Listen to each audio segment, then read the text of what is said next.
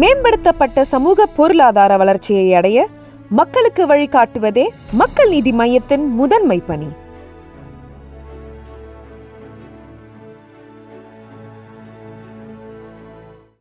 என்னையா மறுபடியும் பொண்ணு பார்க்க கிளம்பிட்டீங்க போல? நான் இங்க வரதுக்கு முன்னாடி எங்க ஊர்ல ஒரே பேச்சு. ஜாதகத்துல ஏதாவது பிரச்சனையா?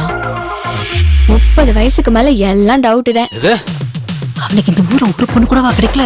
ஆனா நீ ஓகே சொன்னதுக்கு அப்புறம் என்னால நிக்கவே முடியல. இது பறந்துகிட்டு இருந்த கருப்பு சாரியில மட்டும் இல்ல, இந்த வாடாமல்லி சேலையிலும் ரொம்ப அழகா இருக்கு. வாடாமல்லியா?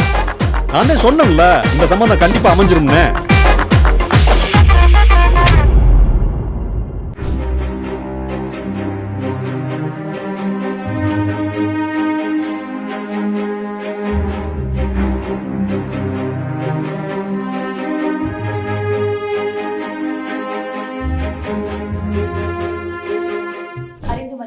இசையமைப்பாளர் MS விஸ்வநாதன், மெல்லிசை மன்னர் MS விஸ்வநாதன்.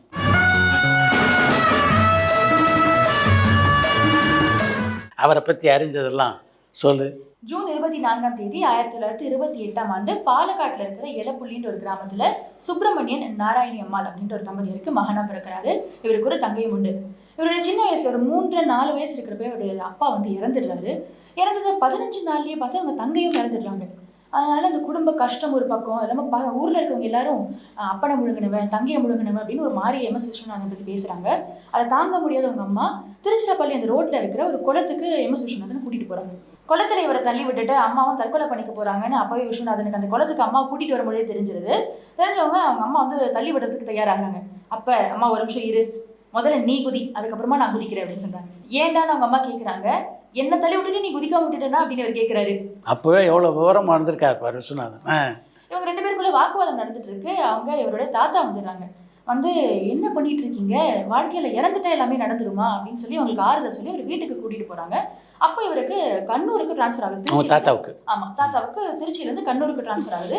இவங்களையும் அங்க கூட்டிட்டு போயிடுறாங்க. இவங்க தாத்தாக்கு MS விஸ்வநாதனை சூப்பரா படிக்க வைக்கணும்னு ஆசை. ஒரு பள்ளியில கொண்டு போய் சேர்க்கிறாரு.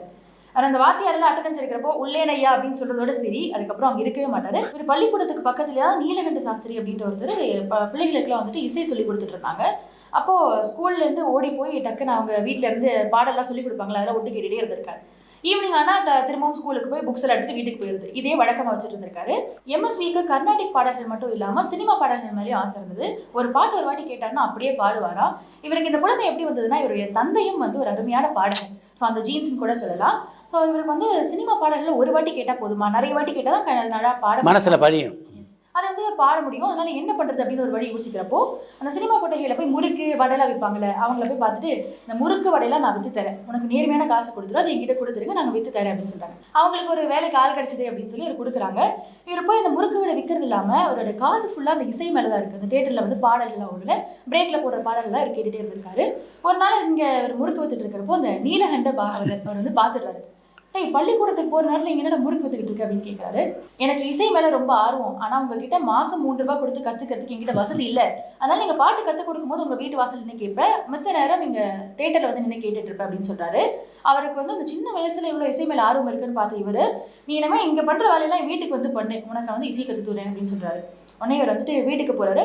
அப்போ ஒரு நாள் அங்க இருக்கிற எல்லா வேலைகளும் பார்த்துட்டு இருக்காரு. ஒரு நாள் விஜயதசமி வருது. இப்போ வீட்டுல இருக்கிற இசை கருவிகள் எல்லாம் தொடச்சு நல்லா அழகா சந்தனம் குங்குமம் எல்லாம் வச்சிருக்காரு. வச்சு பார்த்தவரு பாகவதர் வர மாதிரி தெரியல. டைம் இருக்கே, நம்ம ஹார்மோனியத்துக்கு முன்னாடி உட்கார்றாரு. உட்கார்ந்த உடனே அவருக்கு ஒரு பாட்டு பாடினா என்ன அப்படின்னு ஒரு ஆசை வருது. உடனே அந்த ஹார்மோனியத்தை வச்சு தன்னை மறந்து ஒரு பாடல் பாடிட்டு இருக்காரு. இப்போ கண்ணை மூடி பாடிட்டு இருக்காரு. திடீர்னு கண்ணை திறந்து பார்த்தா ஒரு பெரிய அதிர்ச்சி. பாகவதர் நின்றுட்டாரு. போச்சு, பாகவதர் பார்த்துட்டாரு, நம்மளை துரத்த தான் போறாருன்னு ஒரே பயந்துட்டு இருக்காரு. இவருக்கு ஒரே சந்தோஷத்துல கட்டி அணைச்சிக்கிறாரு. என்கிட்ட எவ்வளவு பேர் ஃபீஸ் கட்டிலாம் பயிலுறாங்க, ஆனா அவங்களுக்கு இல்லாத ஞானம் உங்ககிட்ட இருக்கு, அவ்வளவு எக்ஸலண்டா நீ பாடு அப்படின்னு சொல்லி, இன்னையில இருந்து பாரு, நீ தான் என்னோட பிரதான மாணவன் அப்படின்னு சொல்லி பாராட்டிட்டு இன்னிலிருந்து கண்டினியூஸா 4 வருஷம் அவருக்கு பயிற்சி தராரு. 4வது வருஷத்துலயே இவர் இசை அரங்கேற்றம் பண்றாரு. அந்த இசை அரங்கேற்றத்தை பொறுத்த வரைக்கும் MS விஸ்வநாதனுடைய வாழ்க்கையில் ஒரு திருப்பு முனையாக அமைந்த ஒரு அரங்கேற்றம் அப்படின்னு தான் சொல்லணும். அந்த இசை கச்சேரியில் MS விஸ்வநாதன் பாடினதை கேட்டு பாராட்டாதவங்களே இல்லை. அது மட்டும் இல்லாமல் பல பத்திரிகைகள் ரொம்ப பிரமாதமான திறமை இந்த பையன்கிட்ட இருக்குது அப்படின்னு அவரை பாராட்டினாங்க. இவ்வளோ பாராட்டுக்கள்லாம் இருந்தாலும் அந்த ஊரில் ரொம்ப நாள் இவரால் நீடிக்க முடியல. அதுக்கு காரணம் ஒரு சின்ன பிரச்சனை. அதனால் அந்த ஊரை விட்டு போகிறது அப்படின்னு முடிவு எடுக்கிறார் எம்எஸ் விஸ்வநாதன். யாருக்கும் ஒரு வார்த்தை சொல்லாமல் நேராக திருப்பூர் போகிறார். திருப்பூர் அவர் போகிறாருன்னா அதுக்கு முக்கியமான காரணம் இது. இவர் ஏற்கனவே ஹரிச்சந்திரா அப்படின்ற ஒரு நாடகத்தையும் நடிச்சிருந்தார். அந்த நாடகத்தில் இவர் நடித்ததை பார்த்து பிரமாதமாக நடிக்கிறேன், நீ ஒரு நாடகம் தான். எப்போவுமே ஒரு நாடகத்தை நடித்தா போதும் நம்மளுங்களாம், நீ சினிமாவுக்கு போனால் பெரிய ஆளாக வருவாங்கன்னு சொல்லுவாங்கல்ல. அது மாதிரி விஸ்வநாதனையும் பல பேர் உசுப்பேற்றி விட்டவங்களாம் இருக்காங்க. நாம் நேராக அங்கே போனோம்னா ஜூபிட்டர் பிக்சர்ஸில் சேர்ந்து பெரிய நடிகை ஆகலாம் அப்படின்ற எண்ணம்லாம் இருந்தது. அதுக்காக தான் அங்கே போனார். அங்கே இவருடைய மாமா ஒருத்தர் இருந்தார். அவருடைய முதலாளிக்கு ஜூபிட்டர் பிக்சர்ஸ் சோமசுந்தரமும் மோகினியும் நல்லா தெரியும். அவங்களுடைய செல்வா கூட எப்படியாவது ஜூபிட்டரில் சேரணுன்றது இவருடைய ஐடியா. அது நிஜமாகவே நடந்தது.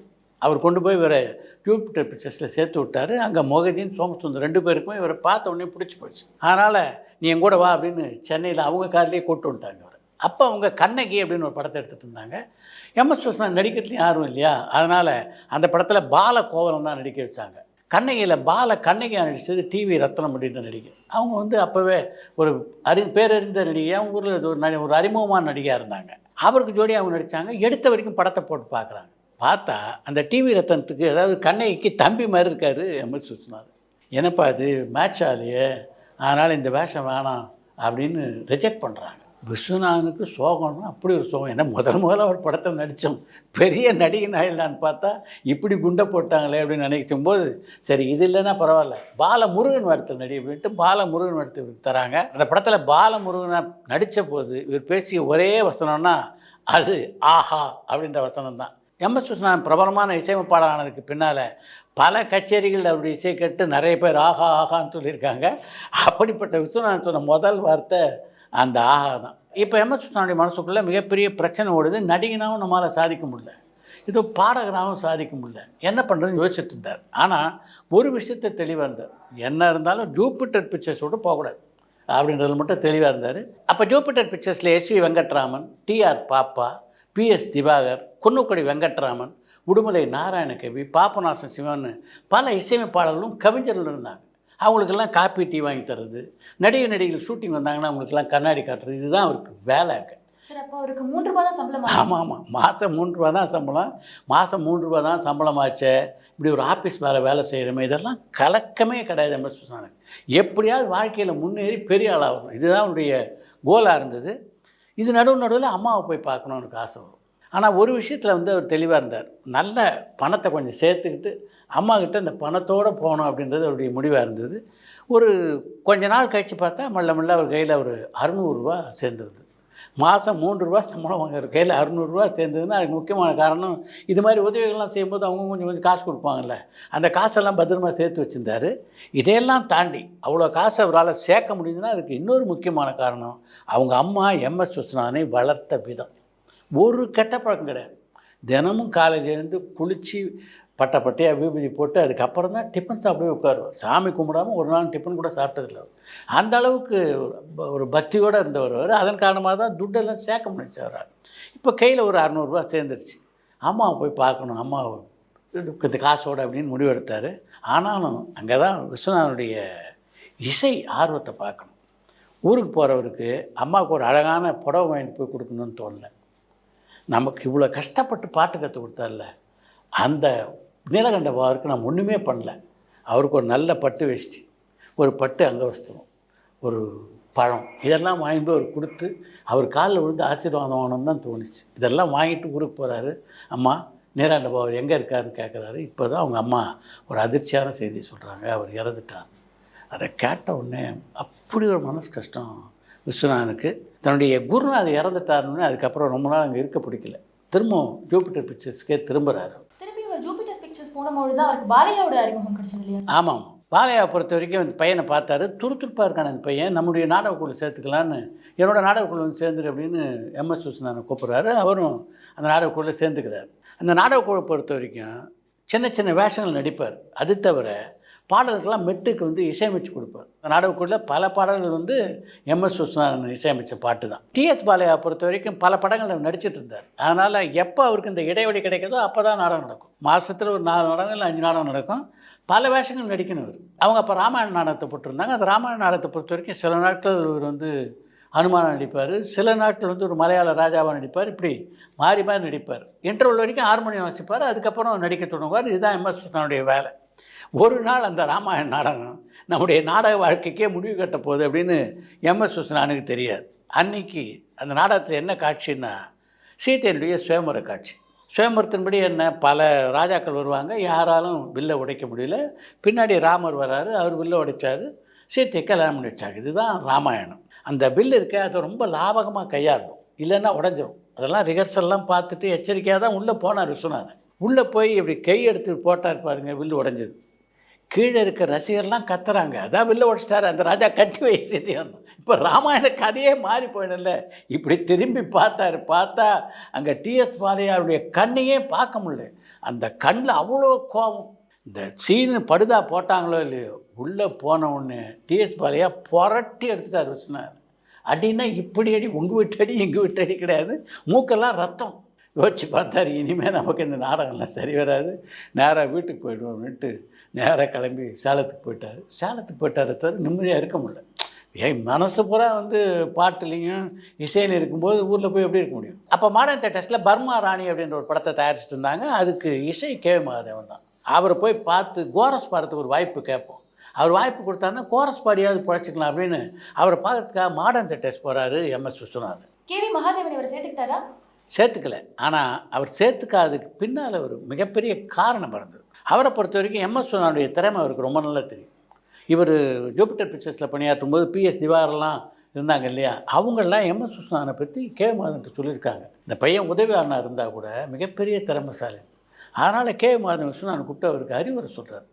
உங்கள்கிட்ட ஒரு பெரிய ஞானம் இருக்குது, நீ கோரஸ் பாடுறதுன்னு ஆரம்பிச்சின்னா வாழ்நாள் பூரா கோரஸே பாடிக்கிட்டு இருக்க வேண்டியது தான். நீ நினைக்கிற கோல் இருக்குல்ல, ஒரு பெரிய இசையமைப்பாளராக வரணும்னு, அது மாதிரி ஆக முடியாது. அதனால் நீ நேராக போய் ஜூபிட்டர் பிக்சர்ஸ்லேயே திரும்ப சேர்ந்துக்கும். இப்போ ஜூபிட்டர் பிக்சர்ஸ் கோயம்புத்தூருக்கு வந்திருக்கிறதா நான் கேள்விப்பட்டேன். நேராக உங்களை போய் பாரு, நான் செஞ்சதெல்லாம் தப்புன்னு உங்கள் காலில் விழு, தப்பே இல்லை, அங்கே சேர்ந்துக்க, நிச்சயமாக உடைய வாழ்க்கை நல்லா வரும் அப்படின்னு எம்.எஸ். விஸ்வநாதன் சொல்கிறாரு. எம்.எஸ். விஸ்வநாதன் தயங்கி நிற்கிறார். உள்ளே போன கே மாதன் திரும்ப வெளில வர்றாரு. ஒரு பட்டு வேஷ்டி, சட்டை துணி, 2 ரூபா காசு எல்லாத்தையும் கொடுக்குறாரு. நீ இப்போ பெரிய ஆளாக வருவேன், நீ ஒரு ஆசீர்வதிச்சு அனுப்புகிறார். அவருடைய ஆசீர்வாதம் அப்படியே பலிச்சது எம்.எஸ். விஸ்வநாதனுடைய வாழ்க்கையில் அப்படின்னு தான் சொல்லணும். இப்போ ஜூபிட்டர் பிக்சர்ஸ் சோமசுந்தரத்தையும் மோதினியும் போய் பார்க்க போகிறாரு. அவர் சொன்ன மாதிரியே காலில் விழுந்தார். நான் செஞ்சதெல்லாம் தப்பு தான், உங்களை விட்டு நான் போயிடக்கூடாது, டிஎஸ் பாலையா கூப்பிட்ட உடனே என்னை எப்படியா மன்னிச்சு சேர்த்துங்க.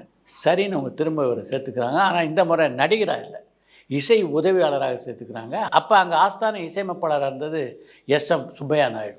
அவர்கிட்ட உதவியாளராக சேர்றாரு. இவர் நாள் பூரா சுப்பையா நாயுடுவோட தான் அவருடைய வேலை. அவருடைய ஹார்மோனியத்தை எடுத்து வைக்கிறது, ரிஹர்சலுக்கு போனால் அவர் கூட போகிறது, அவர் பாட்டு சொன்னார்னா சுரம் எழுதுறது, இப்படி அவருடைய வாழ்க்கையில் கொஞ்சம் கொஞ்சமாக முன்னேற ஆரம்பிக்கிறாரு எம்.எஸ். விஸ்வநாதன். அப்போ ஜூபிட்டர் பிக்சர்ஸில் ஒரே நேரத்தில் 4 படங்கள் தயாராகிட்டு இருந்தது. 4 படத்துக்கும் வெவ்வேறு இசையமைப்பாளர். சென்னையிலேருந்து டி.ஜி. லிங்கப்பா, சி.ஆர். சுப்புராம, சி.எஸ். ஜெயராம, இது மாதிரி பல இசைக்கலைஞர்கள் அங்கே வருவாங்க, வேலையெல்லாம் முடிச்சுட்டு போயிடுவாங்க. அங்கே இசையமைப்பாளர்லாம் வெவ்வேறு இருக்கலாம், ஆனால் எல்லா இசையமைப்பாளருக்கும் உதவியாளர்னால் அது எம்.எஸ். விஸ்வநாதன் தான். தனக்கு கிடைத்த மிகப்பெரிய வாய்ப்பாக அதை நினச்சார் எம்.எஸ். விஸ்வநாதன் அப்படின்னு தான் சொல்லணும். ஏன்னா பலதரப்பட்ட இசையமைப்பாளர் அவங்க எப்படிலாம் இசையமைக்கிறாங்க அப்படின்றத பக்கத்தில் இருந்து பார்க்கக்கூடிய வாய்ப்பு, ஒருத்தருடைய இசையிலேருந்து பக்கத்தில் இன்னொருத்தருடைய இசை எந்த அளவு மாறுபட்டிருக்குன்னு தெரிஞ்சிக்கக்கூடிய வாய்ப்பு, இதை தனக்கு கிடைச்ச வரமாக நினச்சார் எம்.எஸ். விஸ்வநாதன். ஆனால் அப்பயும் அவருக்கு 3 ரூபா தான் சம்பளமா? இல்லை, அப்போ அவருக்கு சம்பளம் 20 ரூபா. ஆனால் அந்த 20 ரூபா சம்பளத்தை விட இந்த வாய்ப்பு இருக்குல்ல, அதை தான் பெருசாக நினச்சார் எம்.எஸ். விஸ்வநாதன் சொல்லணும். இன்னும் சரியாக சொல்லணும்னா எம்.எஸ். விஸ்வநாதன் ஒரு மிகப்பெரிய இசையமைப்பாளராக உருவாவதற்கு அடித்தளம் அமைச்சதுன்னா இது போன்ற பயிற்சி தான். அப்போ ஜூபிட்டர் பிக்சர்ஸில் வீர அபிமன்யு அப்படின்னு ஒரு படத்தை தயாரிச்சுட்டு இருந்தாங்க. அந்த படத்துக்கு எஸ்.எம். சுப்பையா நாயுடு தான் இசை. வீர அபிமன்யு படத்துக்காக புது வசந்த மாமே வாழ்வி அப்படின்னு தொடங்குகின்ற ஒரு பாடல் எழுதப்பட்டிருந்தது. அந்த பாட்டுக்கு 2-3 நாட்களாக இசையமைச்சு பார்க்குறாரு எஸ்.எம். சுப்பையா நாயுடு. ஆனால் சரியாக இசை அமையவே மாட்டேங்குது. அவரும் எவ்வளவோ போராடி பார்த்துட்டாரு, நடக்கலை. ஒரு நாள் இரவு எல்லாரும் அந்த இடத்த விட்டு போயிட்டாங்க. அப்போ அங்கே இருந்ததுன்னு பார்த்தா சி.ஆர். கோபாலகிருஷ்ணன், ஜி.கே. வெங்கடேஷ், எம்.எஸ். விஸ்வநாதன் 3 பேர் தான். இப்போ எம்.எஸ். விஸ்வநாதன் அந்த பாட்டையே முணுமுணுத்துக்கிட்டே இருக்கார். புது வசந்த மாமே வாழ்விலே, புது வசந்த மாமே வாழ்விலே. 6 மணிக்கு முன்னாடி போய் உட்கார்ந்தார். டியூன் போட ஆரம்பித்தார். அவங்க வாசிக்க ஆரம்பித்தாங்க. அமக்களமாக ஒரு டியூன் போட்டார் எம்.எஸ். விஸ்வநாதன். அவர் உற்சாகமாக வாசிச்சுட்டு இருக்கும்போது கோபத்தோடு எதிர்க்க வந்து நிற்கிறாரு எஸ்.எம். சுப்பையா நாயுடு. அவரை பார்த்த உடனே எல்லாருக்கும் சப்த நாடியும் அடங்கி போச்சு. என்னடா பண்ணிட்டீங்க அப்படின்னு உங்களை பார்த்து கேட்க எல்லாரும் வெள்ள தட்டு தடுமாறி, இல்லை அந்த பாட்டுக்கு எம்எஸ் விஸ்வநாதன் ஒரு டியூன் போட்டிருக்காரு. அப்படியா, என்ன டியூன் போட்ட, பாடு அப்படின்ட்டுருக்காரு. இப்போ எம்எஸ் விஸ்வநாதன் அந்த டியூனை பாடி காட்டுறார். காட்டும்போதே உள்ளுக்குள்ளே பெரிய உதப்பு, ஏன்டா இந்த மாதிரி டியூனை போட்டேன், நிச்சயமாக அவர் நம்மளை திட்ட போகிறாரு. டியூனை கேட்ட எஸ்எம் சுப்பையா நாயுடு எம்எஸ் விஸ்வநாதனை கட்டி அணைச்சிக்கிட்டார். என்னடா டியூன் போட்டிருக்கேன், நானும் 3 நாளாக முயற்சி பண்ணுறேன் இந்த பாட்டுக்கு டியூன் போட முடியல, அற்புதமாக போட்டிருக்கேன். ஆனால் ஒரு விஷயம் சொல்கிறேன், நீ தான் இந்த பாட்டுக்கு டியூன் போட்டேன்னு மட்டும் வெளில சொல்லிட்டார். நீ தான் இந்த பாட்டுக்கு டியூன் போட்டேன்னு சொன்னால் நிச்சயமாக இந்த டியூன் நிறைய பேருக்கு பிடிக்காமல் போயிடும், நல்லா இல்லைன்னு கூட சொல்லுவாங்க. அதனால் நான் போட்டதாக சொல்லிடுறேன், நீ வெளியில் கண்டுக்காதுன்னு. அவர் என்ன நோக்கத்தில் அப்படி சொன்னான்னு தெரியாது. ஆனால் அவர் சொன்னது எம்எஸ் விஸ்வநாதனுக்கு மிகப்பெரிய ஏமாற்றமாக இருந்தது. நாம் இப்படி ஒரு கஷ்டப்பட்டு ஒரு டியூன் போட்டிருக்கோம், நம்முடைய சிஷ்யன் இவன் தான் போட்டான் நல்லா இருக்குன்னு சொல்லி அவர் அறிமுகப்படுத்தியிருந்தால் நல்லா இருக்குமே அப்படின்னு ஒரு வருத்தம் ஒரு மனசுக்குள்ளே இருந்தது. எஸ்எம் சுப்பையா நாயுடு சொல்லும்போது விஸ்வநாதன் அதை என்ன சொல்ல முடியும், சரிண்ணே அப்படின்னு ஒத்துக்கிட்டார். இப்போ இந்த டியூனை அந்த படத்தினுடைய டைரக்டரான காசிலிங்கத்துக்கு வாட்சி காட்டுறாரு எஸ்எம் சுப்பையா நாயுடு. அற்புதமாக இருக்குங்க டியூன் அப்படின்னாரு அவர். திருச்சி லோகநானும் யூஆர் ஜீவரத்னம் பாட அந்த பாடல் பதிவாச்சு. அந்த ரெக்கார்டிங் தேட்டரில் இருந்தபோது எம்எஸ் விஸ்வநாதனுக்கு இந்த பாட்டுக்கு டியூன் போட்டது நான்டா அப்படின்னு வரக்க கத்தனம் போல தோணித்தான். ஆனால் என்ன பண்ண முடியும், சிச்சுவேஷன் அப்படி. அதனால் வாயடைக்கிட்டு அப்படியே நின்றுட்டார் விஸ்வநாதன். வீராபிமன்யு படத்தில் இடம்பெற்றிருந்த அந்த பாடல் மட்டும் இல்லை, அதுக்கு பின்னால் எஸ்எம் சுப்பையா நாயுடு பல படங்களுக்கு இசையமைச்சார்ல ஜூபிட்டர் பிக்சர்ஸில். அந்த பாடல் எல்லாவற்றிலுமே எம்எஸ் விஸ்வநாதனுடைய பங்கு இருந்தது. இவன் தான் என்னுடைய பிரதான சிஷ்யன், இந்த டியூன்லாம் இவன் தான் போட்டான் அப்படின்னு யாருக்கும் எஸ்எம் சுப்பையா நாயுடு சொல்லலையே தவிர எம்எஸ் விஸ்வநாதன் தன்னுடைய பையன் மாதிரி பார்த்துக்கிட்டாரு. அந்த அன்பு பாசம் இதெல்லாம் குறவே இல்லை. பேரை சொல்லலை, அது ஒன்று தான் எம்எஸ் விஸ்வநாதன் ஒருத்தர் பாசமாக நடத்துகிறாரு, எல்லாம் இருக்குது. ஆனால் நம்ம பேரை சொல்ல மாட்டேங்கிறாரு அப்படின்ற ஒரு வருத்தம் மட்டும் உள்மனதில் இருந்தது. இப்போ ஒரு சோதனையான கட்டத்துக்கு ஜூபிட்டர் பிக்சர்ஸ் நிறுவனம் வந்தது. அவங்க ஒரு குத்தகைக்கு எடுத்து தான் அந்த ஸ்டூடியோவை கோயம்புத்தூர் நடத்திக்கிட்டு இருந்தாங்க. குத்தகை காலம் முடிஞ்சுது, சென்னைக்கு அவங்க கிளம்புறதுக்கு தயாரானாங்க. அப்போ இந்த ஸ்டூடியோவில் பணியாற்றிட்டு இருந்த எல்லாரையும் கூப்பிட்டு 3 மாத சம்பளத்தை அவங்க கொடுத்து, நாங்கள் எல்லோரும் சென்னைக்கு போகிறோம், ஆனால் நீங்கள் உங்கள் ஊருக்கு போனாலும் சரி இல்லை வேறு வேலை தேடிட்டாலும் சரி அப்படின்னு எல்லாருக்கும் துட்டை கொடுத்து செட்டில் பண்ணிட்டாங்க. இப்போ எம்எஸ் விஸ்வநாதனுக்கு என்ன பண்ணுறதுனே புரியல. இப்போ தான் கதவு திறக்கிற மாதிரி இருந்தது, வாழ்க்கையில் வெளிச்சம் பிறக்கிற மாதிரி இருந்தது, எல்லாம் முடிஞ்சிடும் போது தெரியுது. இவங்க பாட்டு சென்னைக்கு போயிட்டாங்கன்னா நம்முடைய வாழ்க்கை என்ன இருது, இசையமைப்பாளரான்ற கனவு என்ன இருது அப்படின்னு தவிச்சு போனார் எம்எஸ் விஸ்வநாதன். இப்போ சுப்பையா நாயுடு இருக்கார், அவர் ஜூபிட்டர் பிக்சர்ஸ் மொஹதீன் சோமசுந்தரத்துக்கிட்ட விஸ்வநாதன் கூப்பிட்டு போகிறார். இவன் ரொம்ப நல்ல பையன், இவனை நீங்கள் விட்டுட்டு போயிடாதீங்க, தயவுசெய்து சென்னைக்கு நீங்கள் போகும்போது இவனை கூப்பிட்டு போங்க, இவன் வந்து ஒரு பெரிய இசையமைப்பாளராக வருவான், உங்கள் கம்பெனிக்கு வந்து ஒரு தூணாக இருப்பான், என்னை கூப்பிட்டு போங்க. அவங்க தயங்குறாங்க. அப்போ சுப்பையா நாயுடு சொல்கிறாரு, புது வசந்தமாமே அப்படின்ற பாட்டு இருக்க, அந்த பாட்டுக்கு இசை சூப்பராக இருக்குதுன்னு சொன்னீங்க, எல்லாரும் பாராட்டினீங்க, அன்றைக்கி நான் உங்களுக்கு சொல்லலை, அந்த ரகசியத்தை இன்றைக்கி சொல்கிறேன். அந்த பாட்டுக்கு இசையமைத்த ஜீவன் தான் பெரிய ஞானஸ்தன்.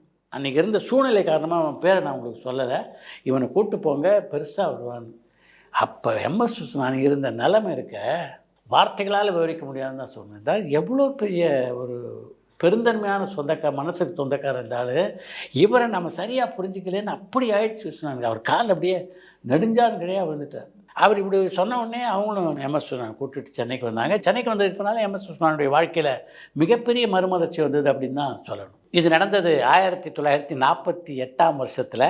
அப்போ எம்எஸ் விஸ்வநாதனுக்கு 20 வயசு. சென்னைக்கு வந்தோடனே இசையமைப்பாளர் சிஆர் சுப்ராமட்ட உதவியாளராக சேர்றார் எம்எஸ் விஸ்வநாதன். அப்போ அங்கே டி.கே. ராமூர்த்தி, டி.ஜி. லிங்கப்பா, கோவர்தன் இவங்கெல்லாம் அவர்கிட்ட உதவியாளராக இருக்காங்க. அவங்களோட சேர்ந்து இவரும் உதவியாளராகிறார்.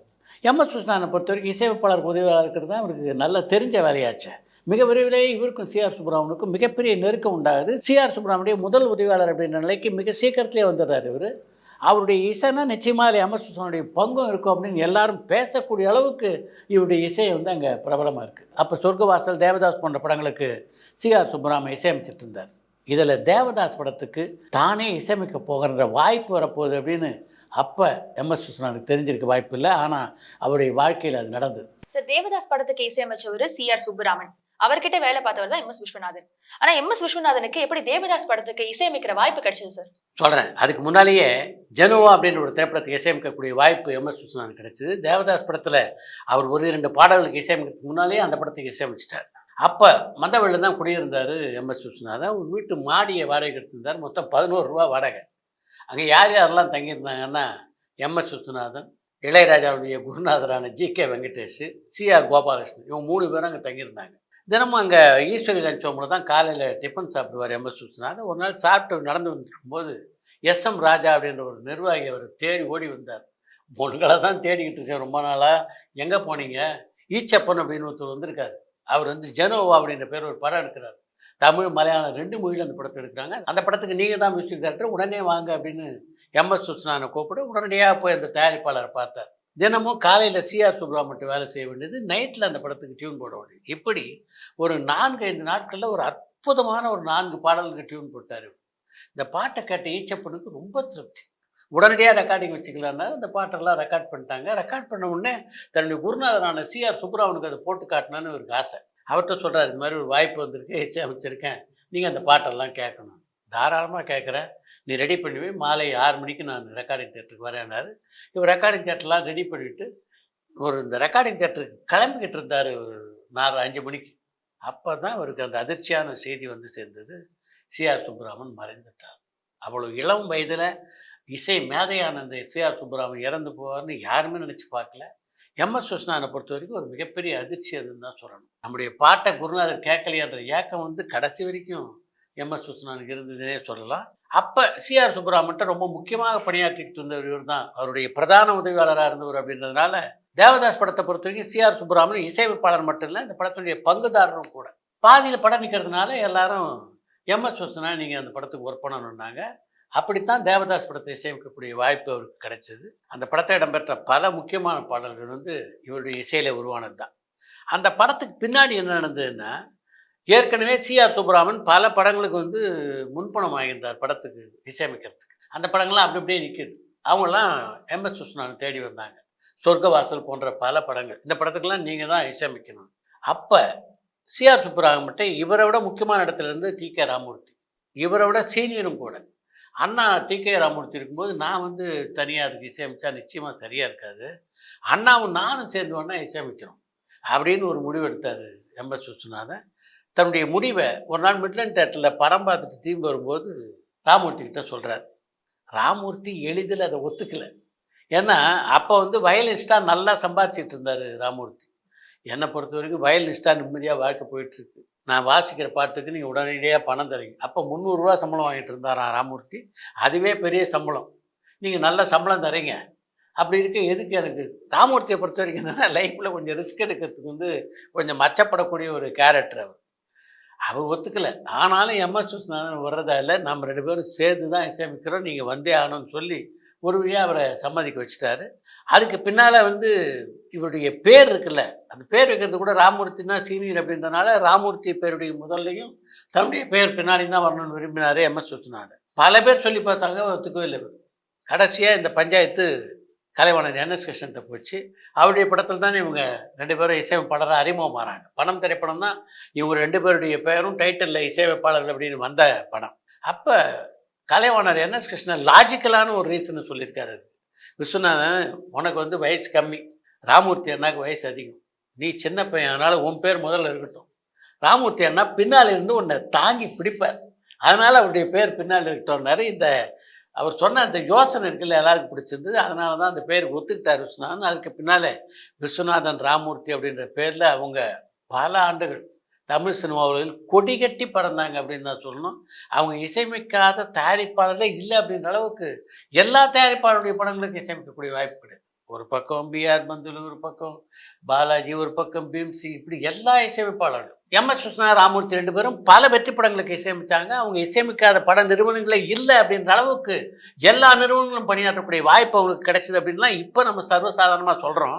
ஆனால் அவர் இசையமைப்பாளராக அடி எடுத்து வைத்த காலகட்டத்தை நம்ம நிச்சயமாக இந்த இடத்துல கணக்கில் எடுத்துக்கொண்டே ஆக வேண்டும். அப்போ எப்படிப்பட்ட இசை ஜாம்பான்கள்லாம் இந்த தமிழ் சினிமாவில் இருந்தாங்க அப்படின்றது ரொம்ப முக்கியம். ஒரு பக்கம் ஜி. ராமநாதன், இன்னொரு பக்கம் கே.வி. மகாதேவன், இன்னொரு பக்கம் எஸ்.எம். சுப்பையா நாயுடு, இன்னொரு பக்கம் டி.ஜி. லிங்கப்பா, டி.ஆர். பாப்பா. இத்தனை இசையமைப்பாளர்கள் இருந்த இடத்துல அவங்கள மீறி ஒருத்தர் முளைச்சி வர்றதுன்னா எவ்வளோ பெரிய விஷயம். அதை இவங்க 2 பேரும் சாதிச்சு காட்டினாங்கன்னா அதுக்கு முக்கியமான விஷயம் அவங்க 2 பேர்கிட்ட இருந்த அர்ப்பணிப்பு மட்டும் இல்லை, உழைப்பு, அசாதாரணமான உழைப்பு அப்படின்னு தான் சொல்லணும். பல படங்களுக்கு 4-5 நாட்கள்லேயே டியூன் போட்டு முடிச்சிருக்காங்க. ஒரு வாரத்தில் படத்துடைய மொத்த வேலையும் முடிச்சிருக்காங்க. அந்த மாதிரிலாம் பரபரப்பாக வேலை செஞ்சதுனால தான் அந்த அளவுக்கு வெற்றி கோட்டை மிக எளிதாக அவங்களால தொட முடியுது அப்படின்னு கூட சொல்லலாம். மாடர்ன் தியேட்டர்ஸ் டிஆர் சுந்தர் கிட்ட பேசணும்னாலே எல்லாரும் பயப்படுவாங்க. அப்படி இருக்க இந்த இரட்டையர்கள் அவரை சர்வசாதாரணமா எதிர்த்து பேசினாங்களாமே. உண்மைதான். அவங்க எதிர்த்து பேசினாங்கன்னா அவங்க பக்கம் அவ்வளோ நியாயம் இருந்தது. மாடர்ன் தியேட்டர்ஸில் ஒரு பழக்கம் என்னென்னா, பெரும்பாலும் ஹிந்தி டியூனை தான் அவங்க வந்து தமிழ் அப்படியே காப்பி அடித்து பாட்டில் போடுவாங்க. அதுக்கு சௌரியமான ஒரு இசையமைப்பாளர் அவங்களுக்கு கிடைச்சார் ஒரு காலகட்டத்தில், வேதா அப்படின்னு. பெரும்பாலும் ஹிந்தி டியூன் தான். இத்தனைக்கும் வேதா இருக்காரு, அவர் மிகப்பெரிய ஞானஸ்தன், ஒரு அருமையான இசையமைப்பாளர். ஆனாலும் மாடர்ன் தியேட்டர்ஸ் அவர் அதுக்கு தான் பயன்படுத்தினாங்க. அவர் இந்த பாட்டை கொடுத்துருவாங்க, இந்த பாட்டை அப்படியே தமிழில் மொழி மாற்றம் செய்து கொடுத்துருவாங்க, அவர் அதே மாதிரி ஒரு டியூனை போட்டு கொடுத்துருவாரு. இப்படி நடக்கும். அது மாதிரி எம்எஸ் சுல்தான் ராமூர்த்திட்டையும் ஹிந்தி டியூன் 2-3 கொடுத்து இதுக்கு நீங்கள் இசையமைக்கன்னு சொல்லிட்டு இருக்காங்க. சுகமங்கிய படத்துக்காக இசையமைக்கிறது இவங்க போன போது இவங்க அந்த கேசட்லாம் தூக்கி அப்படி ஓரமாக வச்சுட்டாங்க. இதுக்கு இசையமைக்கிறதுக்கு நாங்கள் எதுக்கு? நாங்கள் கஷ்டப்பட்டு சினிமா வளர்த்து எதையாவது சாதிக்கலாம் அப்படின்னு எண்ணத்தோட இசையமைப்பாளராக இருக்கும். எங்கள் இஷ்டத்துக்கு எங்களை இசையமைக்கிறீங்க விடுறதா இருந்தால் நாங்கள் இந்த படத்துக்கு இசையமைக்கணும், இல்லைன்னா நீங்கள் வேறு யாராவது இசையமைப்பாளர் வச்சுங்கன்ற அளவுக்கு பேசிட்டாங்க. எல்லாருக்குமே ஆச்சரியம். மாடர்ன் தியேட்டர்ஸ் டிஆர் சுந்தரத்தை எதிர்த்து இப்படி பேசுகிறாங்களே. ஆனால் இவங்க பக்கம் நியாயம் இருந்தது. அதை பார்த்து டிஆர் சுந்தரம் யோசிச்சார், சரி என்ன தான் பாட்டு போடுறாங்கன்னு பார்ப்போம், பாட்டு சுமாராக இருந்தால் அப்புறம் கேட்கலாம்ல, நான் கொடுத்த டியூனோட கம்மியாக இருக்குன்ட்டு அப்படின்ற ஐடியாலேயோ என்னையோ அவர் சரின்னு ஒத்துக்கிட்டார். இவங்க இசையமைச்சாங்க. எல்லா மெட்டுக்களுமே ரொம்ப அருமையான மெட்டுக்களாக அமைந்தது. அந்த மெட்டுக்களுக்கு ஏற்ப கண்ணதாசன் தான் பாட்டு எழுதினார். அந்த பாட்டுகள் எல்லாமே மிகப்பெரிய வெற்றி பெற்ற பாடல்களாக அமைஞ்சது. எம்எஸ் விஸ்வநாதனுக்கும் கண்ணதாசனுக்கும் இடையே இருந்த நட்பு உலகம் இருந்தது. அவங்க 2 பேருக்கும் இடையே இருந்த நட்பு எப்போ பொருந்தது சார்? கண்ணியின் காதலி அப்படின்ற படம் தான் கண்ணதாசன் பாடல் எழுதிய முதல் திரைப்படம். ராம்நாத் தான் அந்த படத்தின் இயக்குனர். அந்த பாட்டை பொறுத்த வரைக்கும் முதல்ல கண்ணதாசன் எழுதிய பாடலுக்கு தான் இசையமைச்சார் எஸ்.எம். சுப்பையா நாயுடு. பாட்டு பிரமாதமாக இருக்குன்ட்டார். அடுத்தடுத்த பாடல்கள் எழுதக்கூடிய வாய்ப்பும் கண்ணதாசனுக்கே கொடுத்தார் ராம்நாத். அடுத்த பாட்டு கண்ணதாசன் எழுதிய பாட்டுக்கு இசையமைச்ச பாட்டு இல்லை. முதல்ல மெட்டை போட்டாங்க. மெட்டை போட்டு கண்ணதாசனை பாட்டு எழுத சொன்னாங்க. கண்ணதாசன் யோசிச்சுட்டு அந்த பாட்டுக்கு ஒரு பல்லவி கொடுத்தார். காரணம் தெரியாமல் உள்ளம் களி கொண்டு கூத்தாடுதே அப்படின்னு எழுதி கொடுத்தாரு. டியூனுக்கு வாட்சி பார்த்தார் எம்எஸ் விஸ்வநாதன். ஏன்னா எம்எஸ் விஸ்வநாதன் தானே அப்போ எஸ்.எம். சுப்பையானட்ட உதவியாளராக இருந்தார்.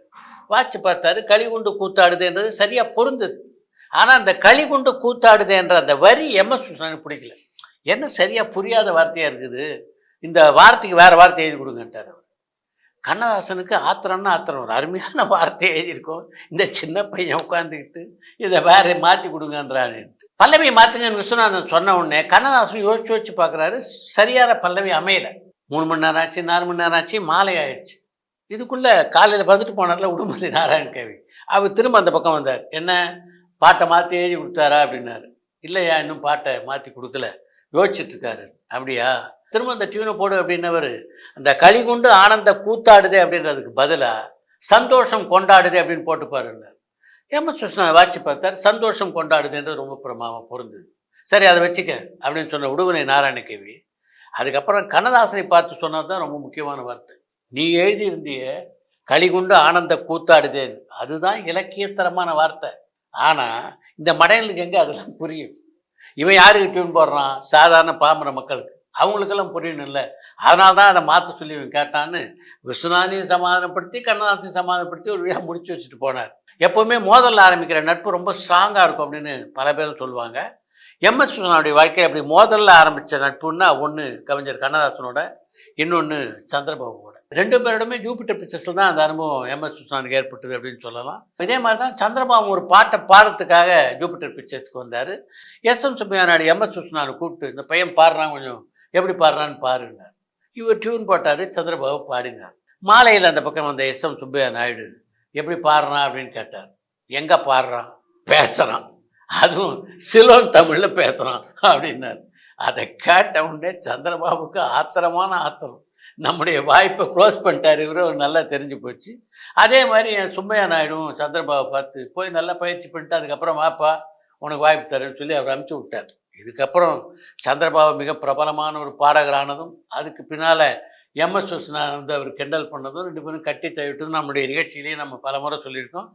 அதுக்கு பின்னால் சந்திரபாபுவோட அவருக்கு அப்படி ஒரு நெருக்கமான நட்பு இருந்தது. சந்திரபாபு இறந்த போது கூட சர்ச்சில் கொண்டு போய் வச்சதுக்கு பின்னால், பாடி அடக்கம் பண்ணுறதுக்கு முன்னாடி என்னுடைய உடலை எம்எஸ் விஸ்வநாதன் வீட்டில் 1 மணி நேரமாக வைக்கணும்னு சொல்லிட்டு தான் இறந்தார்.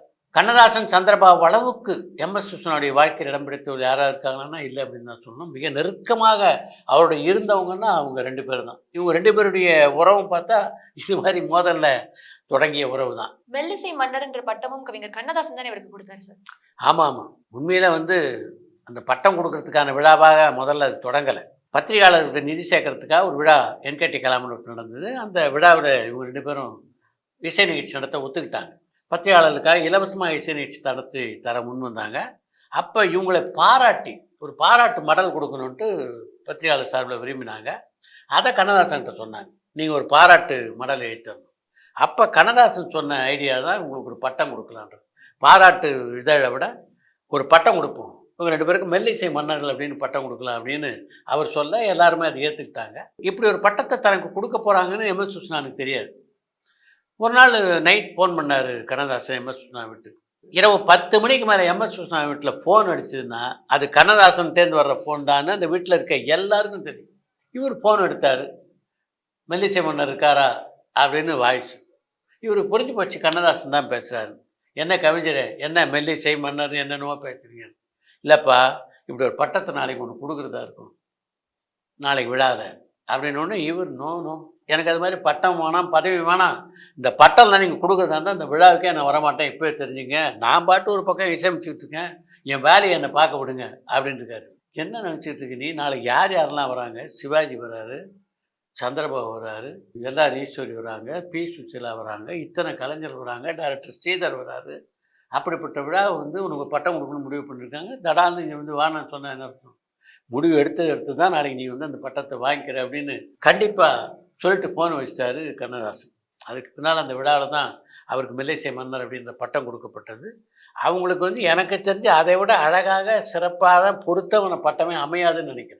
மிகச்சரியாக பொருத்தமாக அமைந்த பேர் அது. அவங்க 2 பேரும் பிரிந்த போது கூட மெல்லிசை மன்னர்கள் அப்படின்னு பிரிஞ்சு மெல்லிசை மன்னர் விஸ்வநாதன், மெல்லிசை மன்னர் ராமூர்த்தின்னு பிரியறதுக்கு கூட அது வசதியாக இருந்தது. பட்டத்தை கூட அவ்வளோ சுலபமாக பிரிக்கக்கூடிய ஒரு பட்டமாக அமைஞ்சதுன்றது பெரிய விஷயம்தான். கண்ணதாசனுக்கு அடுத்தபடியா இரட்டையர்களான விஸ்வநாதன் ராமமூர்த்தி இணைஞ்சு அதிக படங்கள்ல வேலை பார்த்தவங்கன்னா கவிஞர் வாலி தான். எந்த படத்துல இருந்து அவங்க எல்லாம் சேர்ந்து ஒர்க் பண்ண ஆரம்பிச்சாங்க சார்? இதயத்தில் திரைப்படம் தான் மெல்லிசை மன்னர்களோட வாலி பணியாற்ற தொடங்கி முதல் படம். ஆனால் அதுக்கு முன்னாடி எம்எஸ் விஸ்வநாதனை ஒரு முறை சந்திச்சிருக்காரு வாலி. எம்எஸ் விஸ்வநாதனுடைய மிக நெருங்கிய நண்பர் வி கோபாலகிருஷ்ணன், வி கோபாலகிருஷ்ணனுடைய நெருங்கிய நண்பர் வாலி. வாலியை எப்படியாவது ஒரு பிரபலமான பாடலாசிரியர் ஆக்கணும்னு வி கோபாலகிருஷ்ணன் பட்ட கஷ்டம் இருக்க கொஞ்சம் நஞ்சம் இல்லை அப்படின்னு தான் சொல்லணும். அப்போ வி கோபாலகிருஷ்ணன் ஒரு ஸ்கூட்டர் வச்சுட்டு இருந்தார். அந்த ஸ்கூட்டரில் தினமும் வாலி ஏற்றுக்குவார். கம்பெனியாக போய் நிற்பார், இவருக்கு வாய்ப்பு கொடுங்க, இவர் ஒரு அற்புதமான பாடலாசிரியர் அப்படின்னு. என்னவோ நடக்கவே இல்லை. அவர் முயற்சி பண்ணாத இயக்குனர்களே இல்லை, முயற்சி பண்ணாத தயாரிப்பாளர்களே இல்லை, முயற்சி பண்ணாத இசையமைப்பாளர்களே இல்லைன்னு சொல்லலாம். அப்படி ஒரு நாள் எம்எஸ் விஸ்வநாதனுடைய வீட்டுக்கு கூப்பிட்டு வந்தார் வாலியை வி கோபாலகிருஷ்ணன்.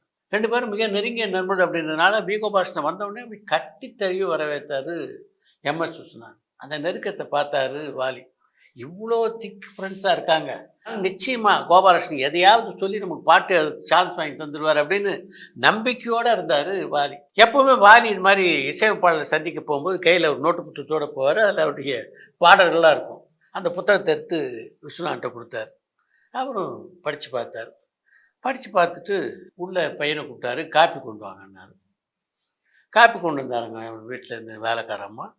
எல்லாருக்கும் காப்பி கொடுத்தாங்க, எல்லாம் காப்பி குடித்தாங்க. காப்பி குடிச்சு முடித்த உடனே ஒரு இந்த பாடல் வரிகளை பற்றி எதையாவது சொல்வாரான்னு பார்த்துக்கிட்டே இருக்கார் வாலி. அவர் ஒன்றுமே சொல்லலை. அப்புறம் ஏதோ மற்ற விஷயங்கள்லாம் பேசியிருந்தாங்க. சந்திப்போன்னு சொல்லிட்டு கோபாலகிருஷ்ணனும் இவரும் கிளம்பிட்டாங்க. அப்போ கோபாலகிருஷ்ணன் மட்டும் தனியாக கூப்பிட்டு ஏதோ சொல்லி அனுப்பிச்சி விட்டார். வெளில வந்து கோபாலகிருஷ்ணன் சொன்னார், அவர் சொல்கிறதுக்கிட்டும் நீ முயற்சி பண்ணுறது பண்ணு, நிச்சயமாக ஒரு வாய்ப்பு கிடைக்கும். அவர் அப்படி சொல்லும்போதே தெரிஞ்சு போச்சு விஸ்வநாதன்கிட்ட வாய்ப்பு இல்லை இவருக்கு.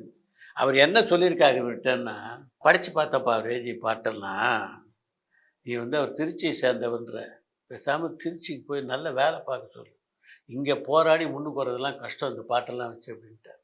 இப்படி சொன்ன எம்எஸ் விஸ்வநாதன் தான் இதயத்தில் நீ படத்தில் ஒரே ஒரு பாட்டை வாலி எழுதினோடனே வி சீனிவாசன், அந்த படத்துடைய இயக்குனர் வி சீனிவாசன் கூப்பிட்டு இந்த படத்துடைய எல்லா பாடல்களையும் அவர் எழுதிட்டு வந்தார். அப்படி எழுதியிருந்தார் அந்த படத்தில் வாலி. அந்த படத்துக்கு பாடல் எழுதியதை பற்றி அதுக்கு பின்னால் பல மேடைகளில் வாலி பேசியிருக்கார். இதயத்தில் நீ திரைப்படத்தில் எம்எஸ் விஸ்வநாதனுடைய இசையிலே பாடலை எழுதுறதுக்கு முன்னால் எனக்கு சாப்பிட்றதுக்கு சோறு இல்லை, பாட்டு எழுதுக்கு பின்னால் சாப்பிட்றதுக்கு எனக்கு நேரம் இல்லை, அந்த அளவுக்கு பட வாய்ப்புகள் குவிந்ததுன்னு, அந்த அளவுக்கு மிகப்பெரிய வெற்றி கூட்டணியாக 2 பேருடைய கூட்டணி அமைஞ்சது. ஒரு பக்கம் எம்ஜிஆர், ஒரு பக்கம் சிவாஜி, ஜெமினா, சேஷாத்ரேந்திரன், முத்துராமன், ஜெய்சங்கர், எல்லாருடைய படங்களுக்கும் இவங்க 2 பேரும் சேர்ந்து பணியாற்றினாங்க. பல வெற்றி பாடல்கள் இவங்க எல்லாருக்குமே கொடுத்தவங்க தான் இந்த இரட்டையர்கள். பல வெற்றி படங்களை கொடுத்த எம்எஸ் விஸ்வநாதன் ராமமூர்த்தி கூட்டணி எப்ப பிரிஞ்சாங்க, ஏன் பிரிஞ்சாங்க? அவங்க ஏன் பிரிஞ்சாங்க அப்படின்றத விட அவங்க பிரிஞ்சது துரதிருஷ்டவசமானது அப்படின்னு தான் சொல்லணும். இசை ரசிகர்களுக்கெல்லாம் ஒரு மிகப்பெரிய ஏமாற்றமாக அமைந்தது தான் அந்த பிரிவு. 2 பேர் ஒன்றா சேர்ந்து பணியாற்றும் போது நடுவில் 2 பேர் வெவ்வேறு வார்த்தைகளை சொல்லிட்டு தான் இருப்பாங்க. இந்த பக்கம் சில பேர் சொல்லுவாங்க, அந்த பக்கம் சில பேர் சொல்லுவாங்க. அப்படி சில மனத்தாங்கல்கள் டி.கே. ராமமூர்த்திக்கு இருந்திருக்கு அப்படின்னு நினைக்கிறேன். இதெல்லாம் மீறி இன்னொரு நிகழ்ச்சியும் இதுக்கு காரணமாக சொல்கிறாங்க. சர்வசுந்தர படத்தில் ஒரு பாடல் பதிவு எப்படி நடக்குது அப்படின்றத விளக்கமாக காட்டியிருப்பாங்க. அதில் எம்எஸ் விஸ்வநாதன் தான் அப்படி கண்டக்ட் பண்ணிக்கிட்டு இருப்பார். ஒரு பக்கம் டி.எம். சுந்தரம் பாடுவார், இசைக்கலைஞர்லாம் வாசிப்பாங்க.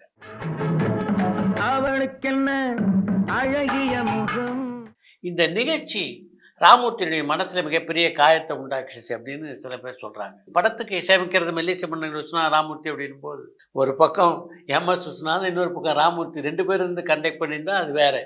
இப்போ எம்எஸ் விஸ்வநாதன் மட்டும் கண்டக்ட் பண்ணும்போது மக்கள் மத்தியில் என்ன ஒரு அபிப்பிராயம் உருவாகும்?